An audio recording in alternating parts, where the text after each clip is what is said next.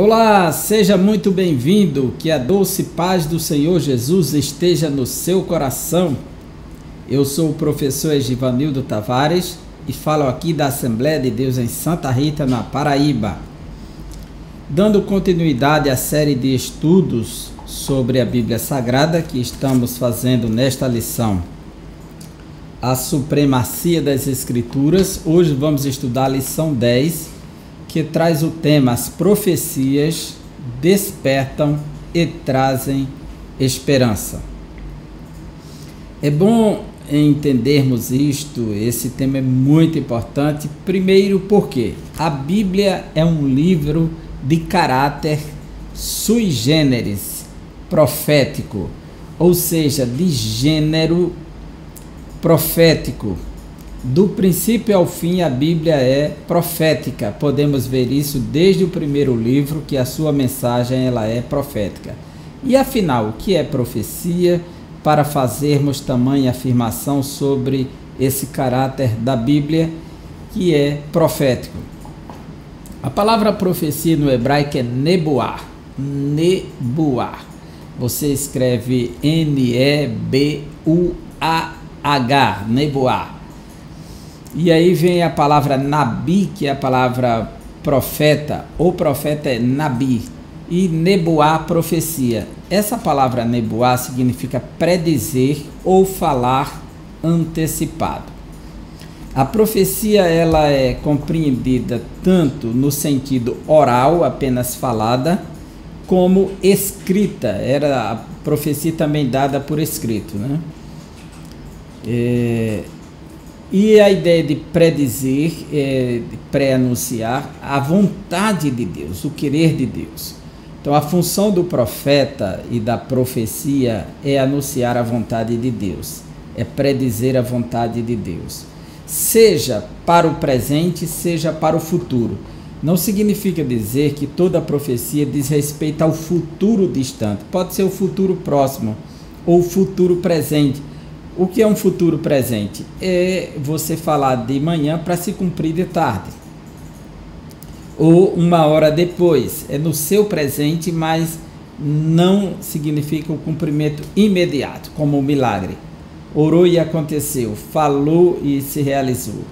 Então, a profecia ela é preditiva porque ela prediz a vontade de Deus, o querer, a vontade soberana, seja uma mensagem de restauração, seja uma mensagem de promessa, seja uma mensagem de juízo, de condenação, tudo é profecia. Enfim, mas a profecia ela se destaca pelo seu caráter, e o caráter da profecia, segundo o conceito do apóstolo Paulo, na primeira carta aos Coríntios, capítulo 14, versículo 3, nós entendemos que este é o sentido, o triplo sentido da profecia. 14 e 3 da primeira carta aos Coríntios, quando ele diz assim: mas o que profetiza fala aos homens, edificando, exortando e consolando. A maioria dos intérpretes entende que o conceito de Paulo sobre a profecia é o conceito dominante em todas as escrituras. Ou está edificando, quando trata-se de restauração, de renovação, ela traz a edificação, aquilo que está derrubado, destruído, ou vai construir algo a partir do zero, ela edifica. Ela exorta, que desperta a pessoa para o caminho certo, acerca do perigo, e ela consola para aqueles que estão debaixo do juízo, da opressão, da dor. Ela traz consolo, ela traz esperança. Então, as profecias despertam e trazem esperança. Este é o sentido para a profecia à luz das Escrituras. E o texto áureo da lição nos diz assim: bem-aventurado aquele que lê e os que ouvem as palavras desta profecia e guardam as coisas que nela, na profecia, estão escritas, porque o tempo está próximo.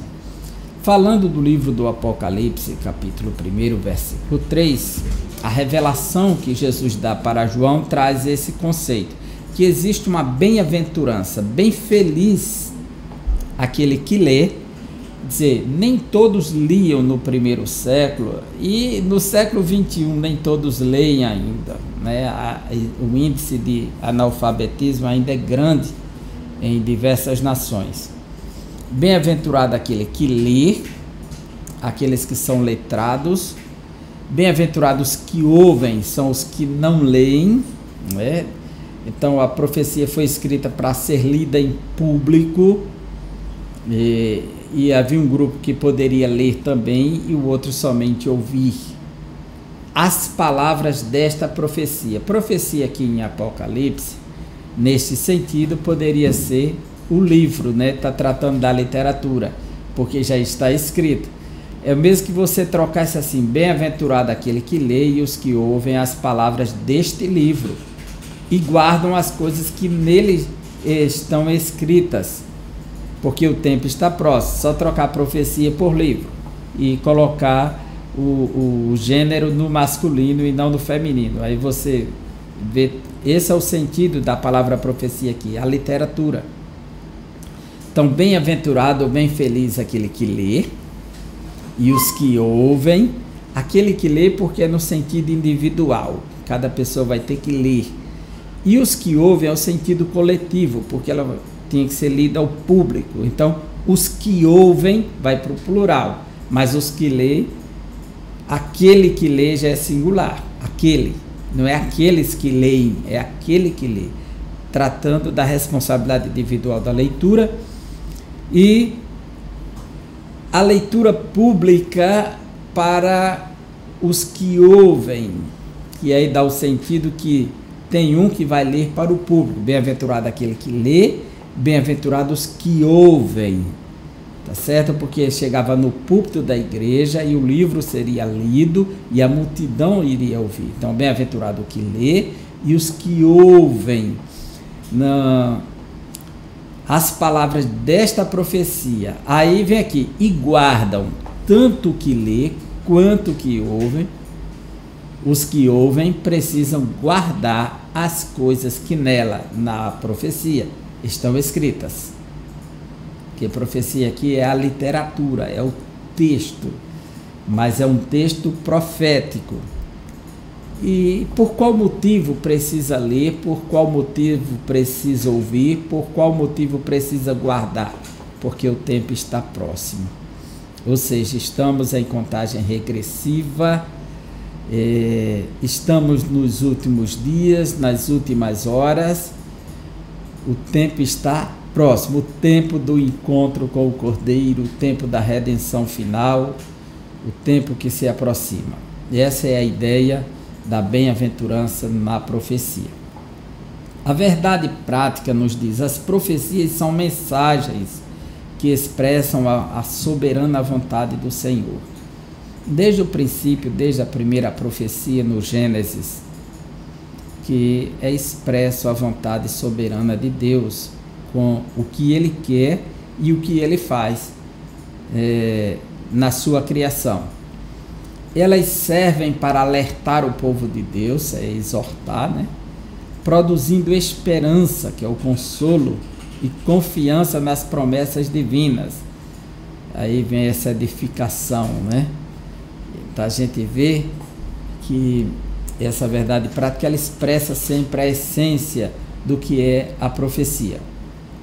Nossa introdução diz: os livros proféticos do Antigo Testamento se dividem em profetas maiores e profetas menores. Nós temos o grupo dos profetas maiores de 5 livros e os profetas menores de 12 livros, né? Então, os profetas maiores: Isaías, Jeremias, Lamentações, Ezequiel e Daniel.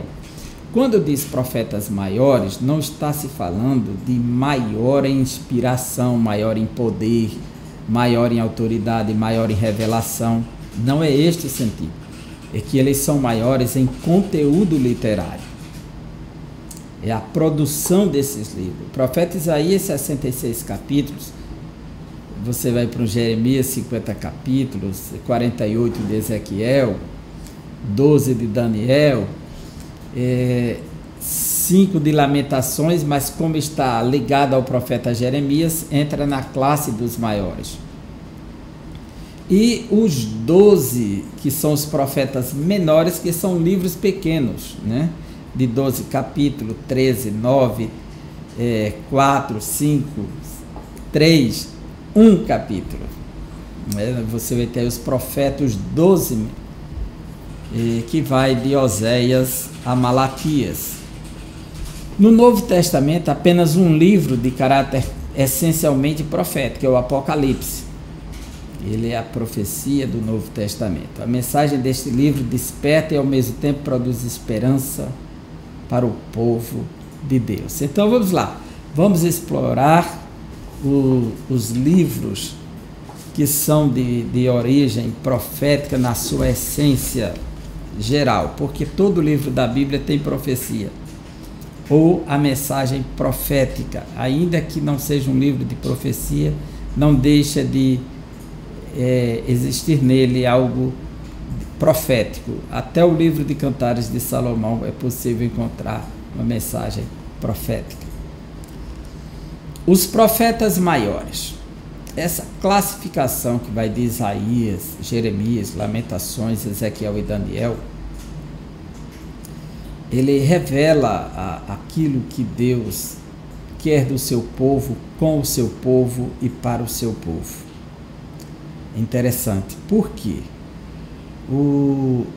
os profetas maiores, os profetas e a profecia, como é bem elencado no texto, os profetas e a profecia, a primeira parte desse capítulo, os profetas Isaías e Jeremias e os profetas Ezequiel e Daniel, eles revelam a vontade soberana de Deus. Por exemplo, Isaías, com 66 capítulos, ele vai mostrar do capítulo 1 ao 39 todo um período antes do cativeiro babilônico, uma preparação para o povo de Judá honrar a Deus, e mostra que desse de 1 a 39 haverá um período da queda do Reino do Norte, que quando Isaías foi escrito, o Reino do Norte ainda estava de pé, que vai ruir no ano 722 pelos assírios. E Isaías está profetizando nesse período em que ele ainda está de pé. Mas até o 39, que é nos dias do rei Ezequias, Ezequiel o profeta, Ezequias o rei, o império assírio irá derrubar o reino do norte nos dias do rei Ezequias. Então, o livro de Isaías revela diversas profecias em relação ao povo de Deus, ao reino do norte e ao reino do sul, envolvendo até outras nações, de 1 a 39. A partir do 40 ao 66, os 27 capítulos que restam, que alguns comparam com a Bíblia completa, de 1 a 39, a revelação em relação ao Antigo Testamento, e dos versículos 40 ao 66, os 27 capítulos, em relação ao Novo Testamento, que tem 27 livros. E termina com uma mensagem apocalíptica na segunda parte da descida da Nova Jerusalém, novos céus, nova terra, comparando com o Apocalipse. Então, esse livro do profeta Isaías, ele vai anunciar o nascimento do Messias, sua chegada, e do 40 em diante ele mostra acontecimentos que só são possíveis depois da vinda do Messias. Então aqui nós temos a palavra grega profetés, significa proclamador e intérprete da revelação divina, que é a palavra profeta, né? Profetesse. No hebraico, a palavra frequentemente usada é nabi, para profeta. Temos mais duas palavras hebraicas que identificam o profeta no Antigo Testamento, que é a palavra roé. Para quem usa uma lição de professor, na página 71 e 72, ele fala do roé, e o rosém, que são traduzidas por vidente ou visionário, aquele que enxerga a profecia por meio da visão. Mas a palavra mais comum em toda a Bíblia é a palavra nabi, que aparece mais de 300 vezes no Antigo Testamento hebraico, e no grego profetesse. Essa palavra ela indica aquele que declara uma mensagem em nome de Deus. Os profetas tinham acesso à presença dos reis, ofereciam-lhes assessoramento e, quando necessário, até censuravam seus atos. Existem esses profetas maiores que atuavam direto na corte, como Isaías. Jeremias estava profetizando aos sacerdotes, aos reis. E o livro de Lamentações, que anuncia a queda de Jerusalém, a dor do profeta por ter se cumprido a profecia. Ezequiel, que vai profetizar dentro do cativeiro babilônico a restauração do povo de Deus, tanto a razão da punição deles estarem sofrendo, quanto o motivo da sua restauração. E Daniel, que é um profeta que não diz assim diz o Senhor, me falou o Senhor e disse o Espírito de Deus, mas é um profeta visionário que trabalha com a visão. Ele está sempre interpretando sonhos, visões e revelações, que esse é o seu dom divino. Sabemos que ele é profeta porque Jesus disse, assim falou o profeta Daniel. O dicionário Weine atesta que o termo grego para profecia é profeteia, aqui é profecia, profetés, o sujeito, e profeteia é aquilo que ele faz. É uma descrição antecipada da vontade de Deus, quer com referência ao passado, quer do presente ou futuro. O próprio Abraão é chamado de profeta. Deus diz para que o rei devolva a sua esposa, porque ele é profeta e vai orar por ele. João é um profeta visionário que recebe a revelação de Deus. Então, os profetas Isaías e Jeremias, eles profetizaram no reino de Judá, o reino do sul. Isaías denunciou a rebeldia do povo e apontou o cativeiro como juízo divino. A chegada dos babilônios para Judá e a Assíria para o reino do norte são convocações de Deus para disciplinar o seu povo e o pecado do seu povo. Deus usa como instrumento, como um chicote para disciplinar o seu povo. Ele também predisse o retorno de Judá do cativeiro babilônico e profetizou acerca do Messias, de Jesus, que ele nasceria de uma virgem, seria descendente de Davi, teria um ministério libertador, iria realizar muitas curas. Igualmente, Jeremias vaticinou a queda de Judá por causa do pecado, anunciou a restauração do remanescente e a chegada de Cristo como o renovo da justiça, aquele que traz a nova aliança. Em Lamentações temos registro do clamor de Judá pelo perdão divino e ao mesmo tempo proclamando esperança para o seu povo, porque essa é uma das características: exortar, consolar, edificar. E o fator esperança entra em cena, é de grande importância nessa hora. O profeta Ezequiel e Daniel são profetas dentro do cativeiro babilônico, dentro do exílio. Ezequiel foi na primeira leva do cativeiro babilônico, que aconteceu em 3 vezes, 3 estágios. Eles profetizaram na Babilônia. Judá estava no exílio e tinha o coração obstinado. Ezequiel foi levantado para admoestar no cativeiro. Lembrar de que a restauração requereria arrependimento. E pré-anunciou a Cristo como pastor e rei. No primeiro discurso de Pedro aos judeus em Jerusalém, ele já chamou arrependimento. O arrependimento é a porta da conversão. Traz a mensagem de fé, chama o arrependimento para produzir a regeneração. Então, isso é bíblico desde o Antigo Testamento.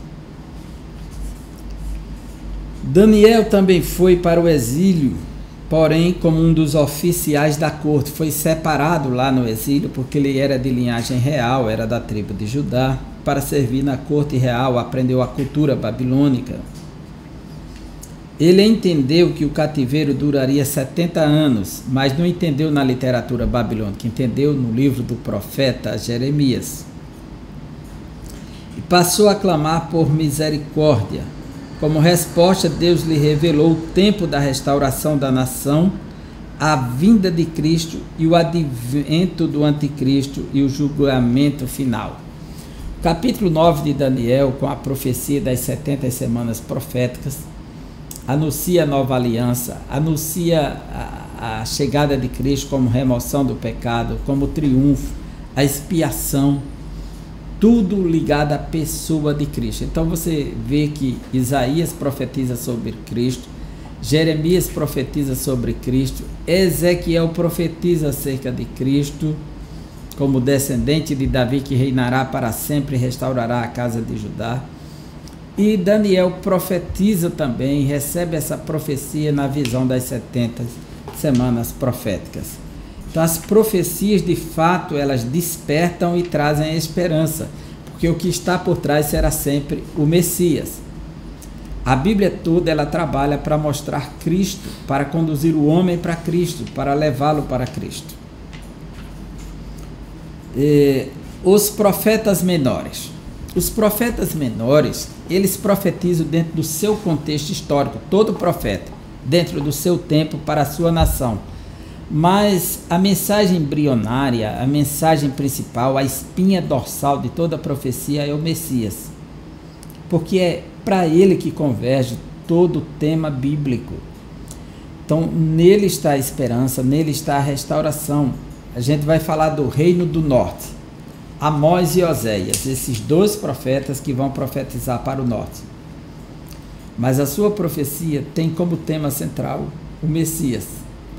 Porque quando ele fala de restauração, fala da porta de esperança, então ele fala do Messias. E ele vai dizer assim: do Egito chamei o meu filho, e era uma profecia para Cristo. Se cumpriu, para que se cumprisse. Chamei de filho que não era filho. Oséias fala dos filhos.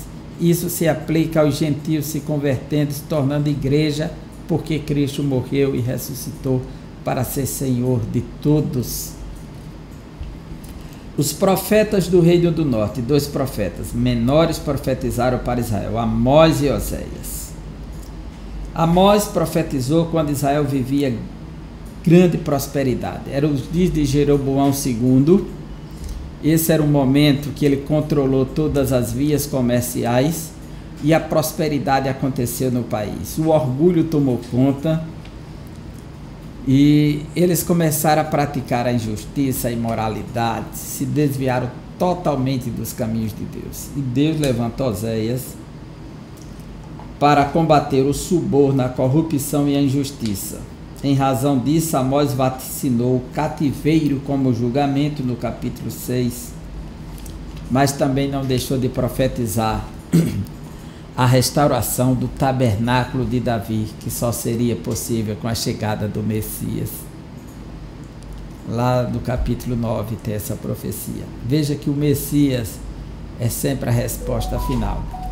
Oséias condenou a infidelidade de Israel, que como uma meretriz traiu e abandonou o Senhor para seguir o caminho da idolatria, da luxúria, do homicídio, do roubo e da opressão. Como consequência, a nação foi conduzida ao cativeiro pela Assíria. Apesar dos erros, ambos os profetas anunciaram que Deus prometeu restaurar o seu povo. E essa restauração tem como ápice o Messias, o restaurador. É bom entendermos que tudo converge para Cristo.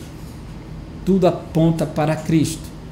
Então, o profeta Oséias, ele anuncia a chegada de Cristo no capítulo 2, no capítulo 11, ele fala dessa restauração. Diz: do Egito chamei o meu filho.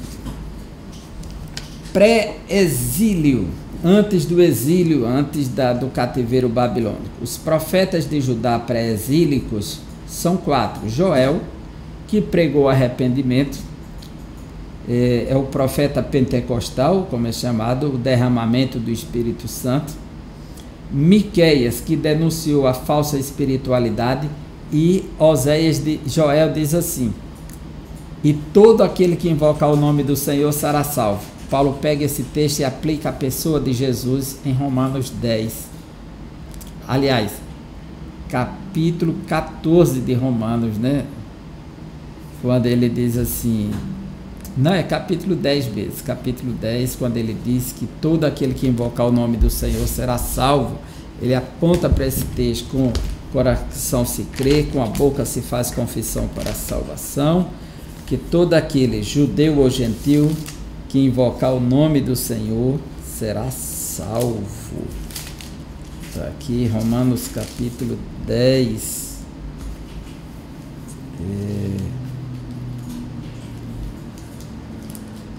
Isso, 10 e 13. Porque todo aquele que invocar o nome do Senhor será salvo. Não há mais distinção entre judeu e grego, ele vai dizer. E ele aplica a pessoa de Jesus.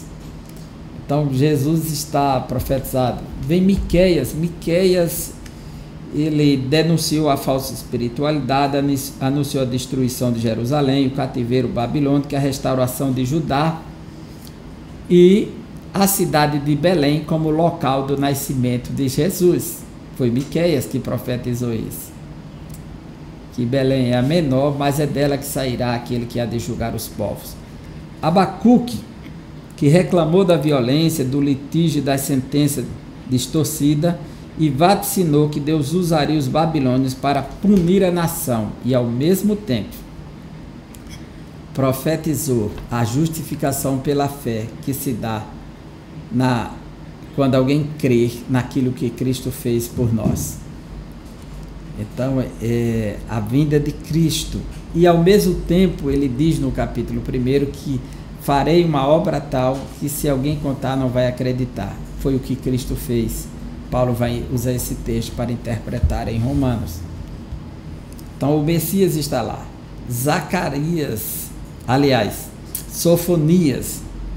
Sofonias que apontou os pecados dos príncipes e a destruição no grande dia do Senhor. Esse dia do Senhor se aplica tanto a Yahvé, Deus no Antigo Testamento, quanto a Jesus do Novo Testamento. Então ele profetizou a vinda do Senhor. E a restauração do remanescente também. Todas as profecias abordam o juízo, mas enfatizam a misericórdia divina em prover o livramento. O juízo é por conta do pecado, é por conta da rebeldia, é por conta da rebelião, é por conta da insubmissão à vontade de Deus. Mas sempre uma mensagem de restauração, de redenção, de renovação, porque esse caráter restaurador está na profecia. E como sempre, o Messias por trás como a consumação final. Pois um dia a história vai ter que estancar e parar. E Cristo é o fim da história. É nele que se concretiza tudo. Para que entremos na eternidade e nunca mais dor, sofrimento, desespero. Pós-exílio, depois que passou o exílio babilônico, o cativeiro babilônico, com a chegada dos medos e persas, liberou para os judeus voltar. Então, 3 profetas vão se destacar aqui: Ageu e Zacarias, que vão estimular o povo a construir o templo do Senhor, vão vaticinar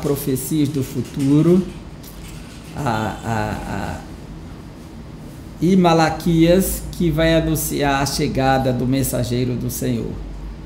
São profetas pós-exílicos.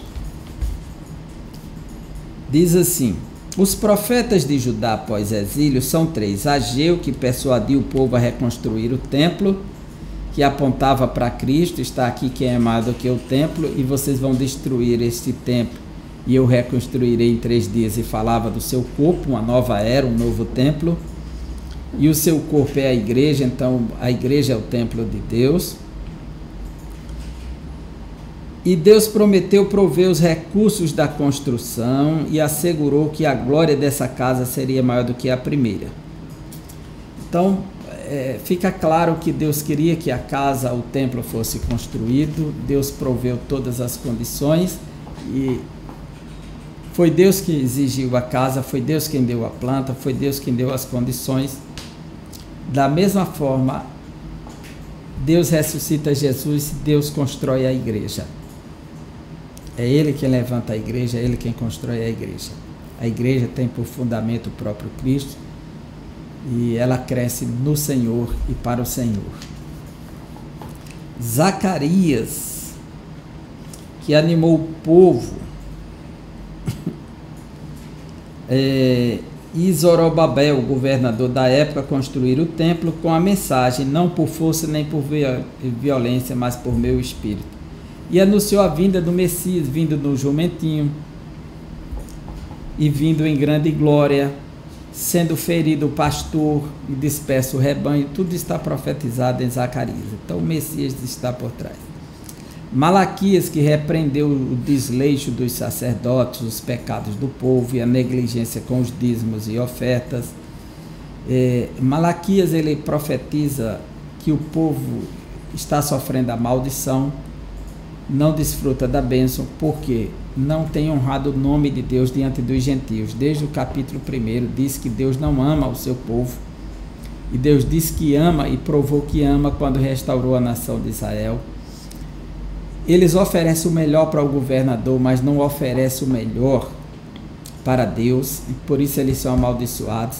No capítulo 2, Deus diz que a maldição transformou em maldição o que era a bênção para os sacerdotes, pela forma como eles estão desonrando o altar de Deus. Diz que Deus odeia o divórcio, eles estão se divorciando, deixando a mulher da infância para se unir com mulheres gentílicas. O sacerdote, que era para ser o mensageiro da lei do Senhor, deturpou a lei. Então isso trouxe maldição para eles. A palavra maldição domina os 4 capítulos do livro de Malaquias, e a palavra bênção também domina os 4 capítulos. Então, maldição para quem desonra o nome de Deus, para quem não oferece um culto digno, dá o melhor para os homens e não dá para Deus. Maldição para os sacerdotes que têm desonrado a Deus. Maldição para o povo que não tem cumprido com suas obrigações. Então, os levitas, os sacerdotes, os músicos, todos eles que dependiam da manutenção do templo, eles abandonaram o serviço, que foram tratar de buscar a sua provisão. E agora Deus diz que o povo precisa voltar. O povo não está plantando e não está colhendo. E Deus quer repreender o devorador que está destruindo a sua plantação, porque eles deixaram de confiar que o Senhor era provedor, que o Senhor controlava a sua plantação, e deixaram de dar a manutenção do templo.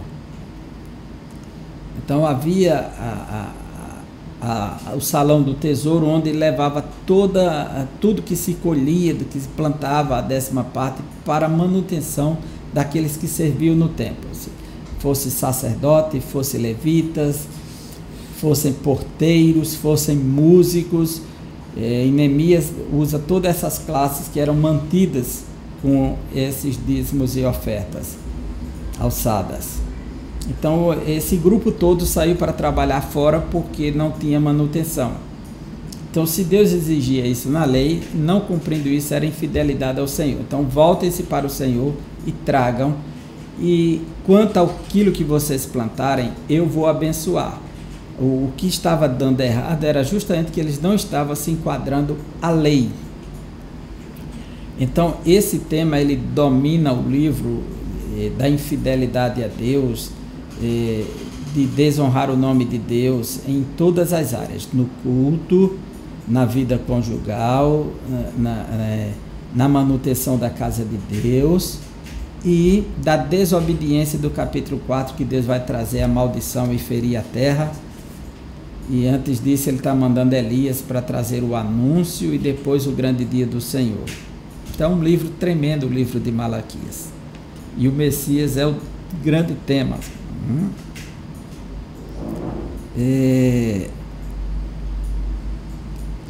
Os demais profetas, Jonas, Naum e Obadias.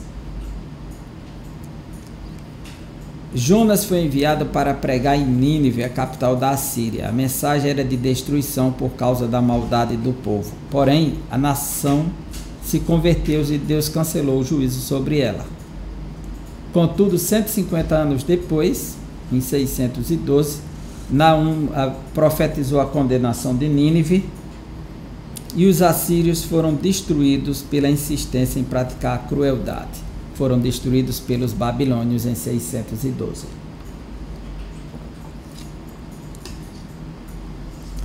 Então, esse texto, a gente vai ver que em Jonas o Messias aparece de forma tipológica quando Jonas desce ao ventre do peixe. Jesus disse: assim como Jonas esteve 3 dias e 3 noites no seio da terra, assim também, como Jonas esteve 3 dias e 3 noites no ventre do peixe, assim também estará o Filho do Homem no seio da terra. No livro de Naum nós encontramos a destruição da morte na sua mensagem, e Jesus realizou isso ao triunfar sobre a morte. Obadias, que é o pequeno profeta que fala do dia do Senhor, denunciou a soberba dos edomitas, a violência contra Judá, e prometeu a restauração feita pelo próprio Senhor, que só é possível através do Messias. Então, esses livros dos profetas menores trazem mensagem de despertamento e esperança, e essa esperança é o próprio Messias. O livro do Apocalipse. A autoria, propósitos e destinatários do livro. O dicionário bíblico Wycliffe assevera que o termo grego Apocalipse significa revelações especiais de Deus ao homem em Jesus Cristo. Essa palavra Apocalipse aparece no Novo Testamento o tempo todo. Ela é formada de duas palavras gregas, do prefixo apo, que é a partir de, e calipto, que é aquilo que está escondido, oculto, ou seja, você tem aqui um objeto e ele está aqui embaixo. Isso é o calipto, ele está oculto, ninguém está vendo que é uma mão. Mas a partir desse momento, a partir desse véu que está cobrindo, quando eu remover, será revelada a mão. Então, apocalipto. Então, é a ideia de levantar o véu, revelar, desvelar. Essa é a ideia da palavra Apocalipse. No versículo de abertura, o livro atesta ser a revelação de Jesus Cristo. Logo em um, livro da revelação. Revelação lá em grego é Apocalipse, de Jesus Cristo, que assegura que o propósito é mostrar as coisas que brevemente devem acontecer. Então ela tem uma função preditiva, né?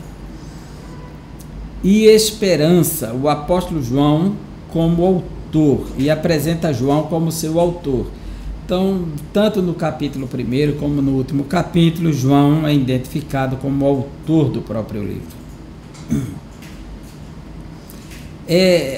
O destinatário desse livro, inicialmente, são as 7 igrejas da Ásia Menor. São as 7 igrejas que João pregava, e agora ele vai enviar para os seus líderes, identificado como o pastor daquela igreja. que são elas Éfeso, Esmirna, Pérgamo, Tiatira, Filadélfia, Laodiceia e Sardes. Então o livro encerra o cânon do Novo Testamento. É um livro profético, com uma mensagem profética para uma igreja perseguida, sofrida, humilhada, maltratada, martirizada, debaixo do suplício do imperador Domiciano. E a notícia era que muitos irmãos estavam sendo mortos, torturados, perseguidos, marcados pelo Império Romano naquela região da Ásia e partes da Europa, e eles precisavam de esperança. O medo, o pânico tomou conta da igreja. João, o último dos apóstolos, foi exilado na ilha de Pátimos. E como resolver esse problema? Jesus se revela para João, mostrando que ele está ainda no meio das igrejas. Ele se apresenta no meio das 7 igrejas como 7 candelabros, no centro, que ele tem a liderança na sua mão e que ele ainda reprova as coisas erradas das igrejas, que conhece as obras das igrejas, reconhece as virtudes e exorta para que mantenham a sua fidelidade, com a expressão ao que vencer, ao que vencer, ao que vencer. Termina sempre com essa mensagem que eles precisam vencer. Não é o fato da igreja estar sendo perseguida, sendo maltratada, sendo confiscados seus bens, passando por martírio, que dá a liberdade de alguém se abrir para o pecado. Então a mensagem das 7 igrejas da Ásia é uma mensagem de triunfo, ao que vencer.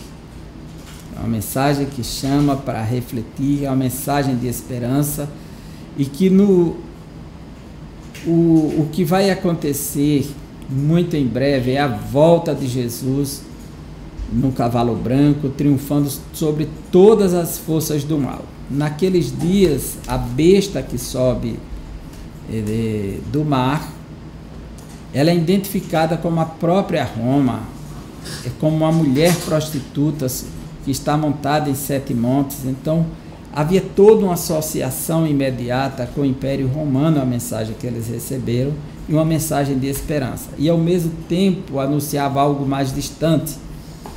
Então, a profecia do Apocalipse, que muitas vezes é lida como uma mensagem simbólica, uma mensagem espiritual, uma luta entre o bem e o mal por algumas escolas, outros encontram apenas uma visão que aconteceu no passado histórico, uma visão preterista voltada para o passado. Outras, uma visão histórica contextual, que ela sempre se encaixa na história, no momento que a igreja está vivendo aquele tempo. E outra com a visão futurista para o que vai acontecer. A melhor maneira de ler o Apocalipse é concebendo que cada uma das escolas tende a contribuir com uma área. Agora, nenhuma delas pode ser utilizada de forma absoluta para ler o livro. Existe essa luta entre o bem e o mal, uma mensagem espiritual. Existem fatos que aconteceram historicamente, já são preteristas. Existem fatos históricos que estão sendo contextualizados à luz do Apocalipse. E existe um futurismo no Apocalipse que vai acontecer de forma escatológica. A aglutinação das escolas é melhor do que usar somente uma para ler, e aí levando o Apocalipse a uma redução de uma visão e perdendo as demais características do livro, passado, presente e futuro. Nessa revelação de uma mensagem de esperança, Cristo escreve as coisas que tens visto, passado, as que são no presente de João e as que hão de acontecer no futuro.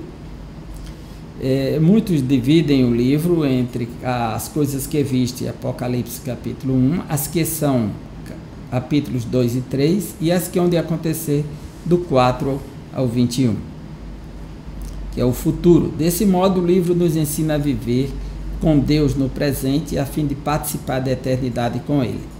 As revelações do futuro atestam que Deus controla a história, Satanás será derrotado, o pecado será banido, e aqueles que vencerem herdarão a nova Jerusalém. Por isso, somos encorajados a clamar: Ora vem, Senhor Jesus. Essa é a grande mensagem do Apocalipse. O livro não foi escrito para produzir medo do futuro, de bestas, de monstros, não. Ele foi escrito para trazer esperança que o Cordeiro está no controle e eles o venceram pelo sangue do Cordeiro. Então, a mensagem do triunfo do Cordeiro, que está no centro do trono, é muito mais importante que qualquer outra coisa. Ele é o centro da mensagem apocalíptica. A nossa conclusão é que a mensagem dos profetas é de suma importância para despertar o cristão. Nos livros proféticos, a soberania, a justiça e a misericórdia divina estão claramente reveladas.